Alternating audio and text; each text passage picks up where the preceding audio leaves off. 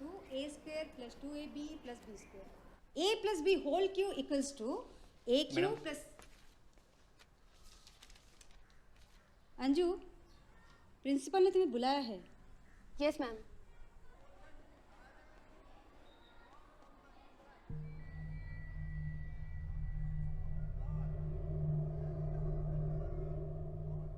जो हुआ उसे साबित करने के लिए पुलिस के पास एक ही सबूत है, हमारा डर. इसलिए जो हुआ उसे भूल जाओ और नॉर्मल रहने की कोशिश करो. पुलिस को बिल्कुल नहीं पता है इस घर में क्या हुआ था.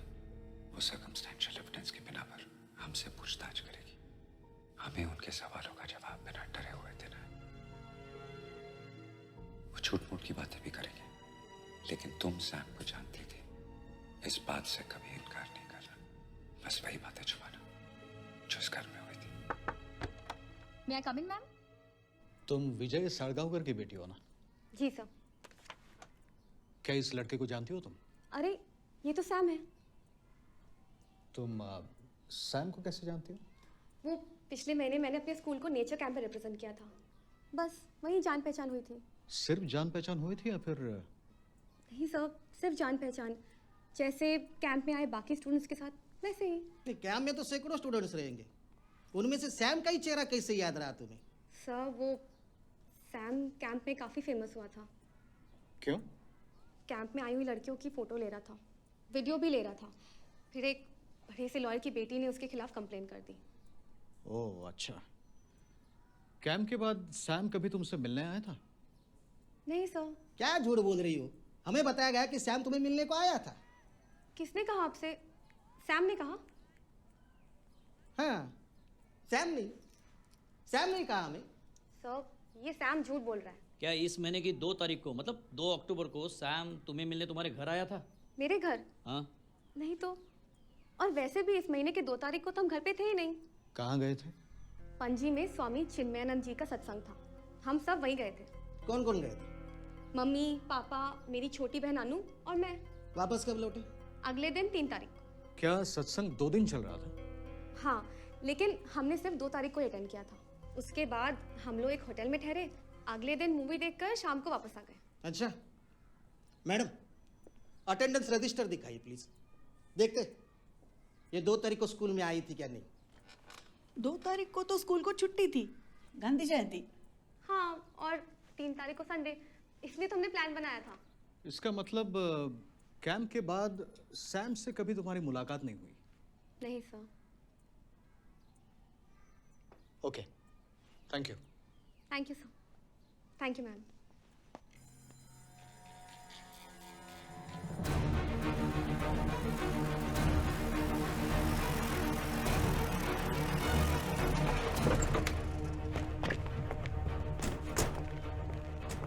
आप विजय साड़गांवकर की पत्नी है ना? हाँ.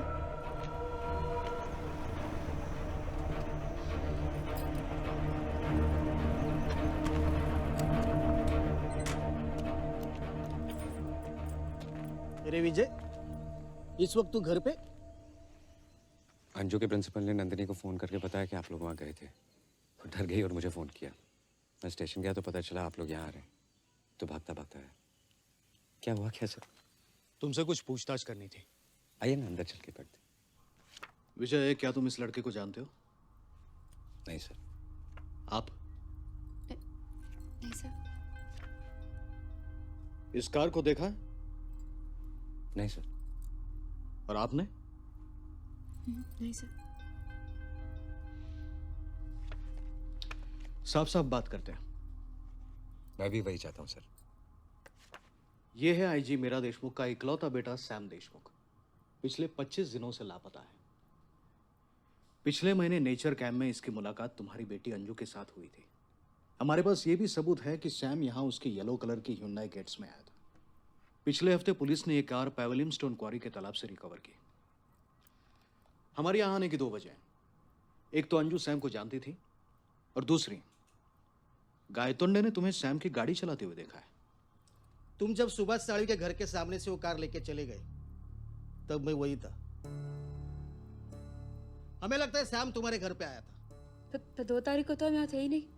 हम पणजी गए थे सत्संग के लिए और 3 तारीख को वापस आए थे. यस, तेरा खेल खलास विजय साड़गांवकर। सर और क्या प्रूफ चाहिए आपको? हंस मत।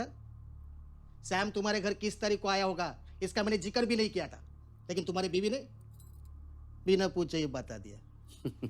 विजय, तुम हम पे हंस रहे हो क्या? नहीं सर, भला मैं पुलिस पे क्यों हंसूंगा? इसे देखिए, अब तक शॉक में, इसे समझ में नहीं आ रहा कि क्या हो रहा है। आप लोगों ने खामखा इसे डरा दिया। मैंने आपको पहले भी बताया था कि प्रिंसिपल ने नंदिनी को फ़ोन किया था कि आप लोग स्कूल गए थे किसी केस के सिलसिले में, और अंजू से भी पूछताछ की। अब आप तो जानते हैं कि ऐसे हालात में स्कूल वाले कैसे डर जाते हैं।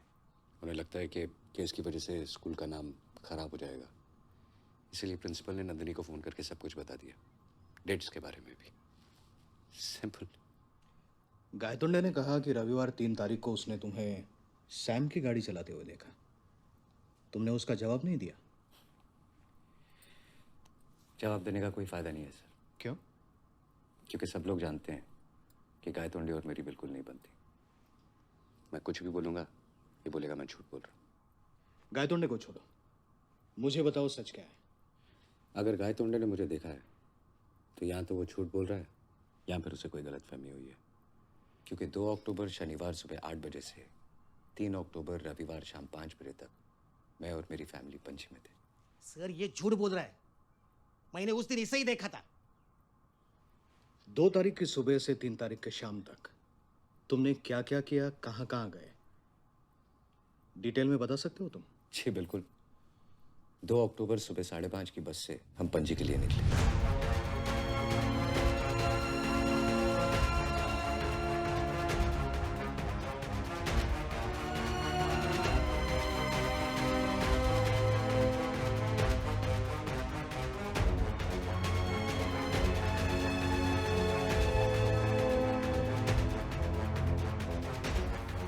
जब तुम घर लौटे तब बारिश हो रही थी? जी बहुत ज़्यादा। नंदिनी और बच्चे भीग भी गए और उस वजह से उन्हें बुखार भी हो गया। 3-4 दिन स्कूल भी नहीं जा पाए। अच्छा, तो ये बिल और टिकट सिर्फ हमें दिखाने के लिए रखे थे क्या?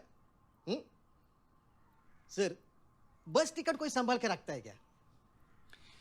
सर हम सीधे साधे मिडिल क्लास के लोग हैं, जितना हो सके बचाने की कोशिश करते हैं। हर महीने की 30 तारीख को सब बिल्स चेक करते हैं कि कितना बेकार का खर्चा और कितनी सेविंग है।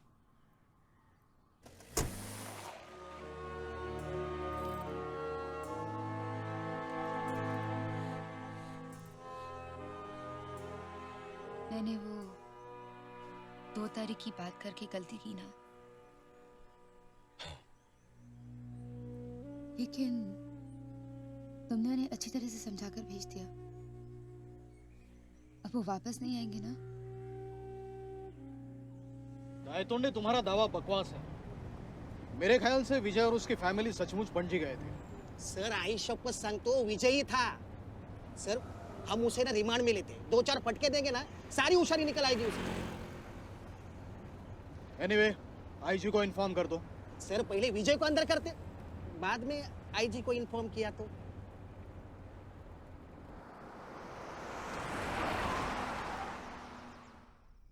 पापा, क्या पुलिस ने हमारी बात पर यकीन कर लिया होगा? पता नहीं बेटा। क्या वो वापस आएंगे?